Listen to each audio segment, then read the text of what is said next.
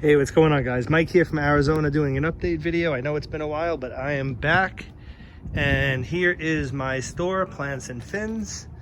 Business hours closed Mondays and pretty much 11 to 7 every day except for Sunday, which is today. So we close at 6. So let's go right in. So let's start off by showing you that here is my beta rack. Every beta is in a 5.5 gallon tank.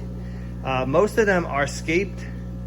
Actually, what I do is I have customers come in and scape them. I even do aquascaping contests within the store and just aquascaping just for fun. So we're constantly rearranging the tanks and really having fun while we're here and making the best of our time. I gotta add other lights to these, but this is how we're keeping our betas.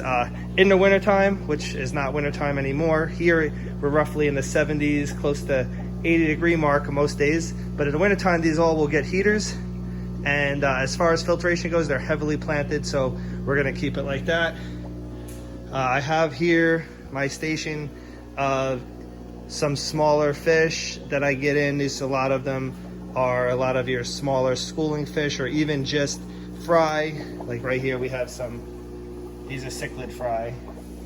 I have some tiger barbs, some pearl danios. I have some leopard puffers over here, some geophagus, some Gertrude rainbows. I keep cories and pest snails in here, so the pest snails are for the puffers. I have a very large selection of dwarf gouramis. I have some flagfish up here, some scats, gouramis, some platies, and of course mystery snails, because as you know, on Green Oasis Farms we sell mystery snails on eBay. Every now and again you will see random betas in my regular tanks. Okay, so over here we have our freezer, which we were just doing a little spring cleaning, so everything's kind of still all over the place. But and these are some oxygen tanks. There's my big oxygen tank for the store. But in here we basically have a freezer full of frozen foods. I'm thinking about carrying frozen mice for the people who come in for snakes and things, but I don't know yet. I don't know how my customers are going to feel about that, because I don't sell reptiles here and I really don't plan on it, but you never know. Over here is going to be a lot of our dry goods. I'm actually going to add another rack here for dry goods. This used to be a display, but it started leaking, and we're just going to reseal it, and we're just going to prop it up on the wall. Well, not on the wall, but we're going to do a stand on the wall, and we're going to do a big cichlid display. It was a very heavily planted community tank, and it was awesome. However, things happen. It's on cinder blocks. Even though it was measured out to be level, I'm sure there was something that was quite off that made a leak. It did not burst, which was good, but it did start leaking. But again, we have a bunch of low boys. This month we're actually doing giveaways in the store. 2 of these low boys are from my contest. 2 of them are for sale. I have a frag section over here where I always keep about 200 frags, and I do whole colonies on the bottom here. There's some excess frags over there. I said I put them in the egg crate. I have my plant section. I do them in low boys as well. So basically you have your 3 for $10 plants over here, Java mats are like $19.89. If it's marked up at a different price, then that's the price. Otherwise it falls under the 3 for $10 category. And then again, same thing here. I have different prices on different things, but like stem plants in here are 3 for $12. And right now I'm currently just floating stem plants, but they will be putting that substrate. That's basically just pea pebble and Eco Complete at the bottom of these tanks. I don't use any lights above them. We actually have really nice daylight LEDs, and the plants do just fine in there. Against the back wall, again, more community fish. So we have guppies. Up here we have some brilliant rasboras, some tetras. This is a kind of an interesting tank. Some of these fish were in my display, but I have rainbow fish, a green phantom pleco. There should be another green phantom right back there, yep.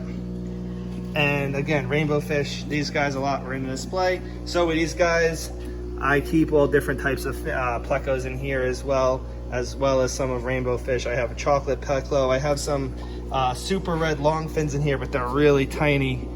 Let's see if I can see. Oh, there goes one back there. There goes another one. And in here I have a blue phantom. He usually hangs out in there. Yep, there he is. It's a blue phantom. He's doing great. Down here I have some cichlids, some paradise fish and gouramis. I have some rams, and a lot of people come here just for my cichlids alone. My partner, Michael Thompson in Plants and Fins, he is a cichlid breeder as well as a cichlid enthusiast, and he only brings in the best of the best. And I'll get to our grow out project in a bit. We have an Arowana down here. This was actually brought to us as a rehousing because it needed a bigger tank. And though the 75-gallon tank is still not big enough for this Arowana, we're trying to find him a home of a big 6-foot tank or better at this particular time. You guys can see, this is our water station. Right now, not too much. We only keep about 500 gallons of RODI on hand at any given time, and it's constantly refilling itself, and people come here and actually buy water from us, as well as we use this for our water changes. And right here is our grow out. We have a 600-gallon pool full of African cichlids. We also keep some pretty high-end plecos in here. We have blue phantoms, green phantoms, super reds as well, and we let them grow out to breeding size, and eventually we'll be doing grow out breeding projects with those as well. And as you can see, there's my car, but this is a warehouse. So it's heavily insulated on the inside. Over the winter time, we had no problems here. We don't have a super crazy winter, but in the summertime months, and like right now, kind of like this, I don't know, I want to call it springtime, it gets a little bit humid in here. We do have an evaporative cooler, and it keeps it really cold, so we don't put it on right now. We just kind of keep this door open to keep the temperature nice in here. And I have a thermostat as well that tells me, you know, basically what the temperature is. And like right now we're looking at, it's 76 outside and inside at 75. So right now we're doing okay. It's pretty comfortable, pretty pleasant. But this is my setup, guys. I know I've done some live streams from in here, but I figured I'd give you guys the full version of this by doing a quick video on YouTube. And there are going to be plenty of videos to come. I'm going to be setting up brine shrimp station as well as adult brine shrimp grow outs in here, and I'll definitely be updating you guys on videos of that. All right, so please comment, like, and if you have not done so, please subscribe. You guys have a great day, and I'll talk to you later.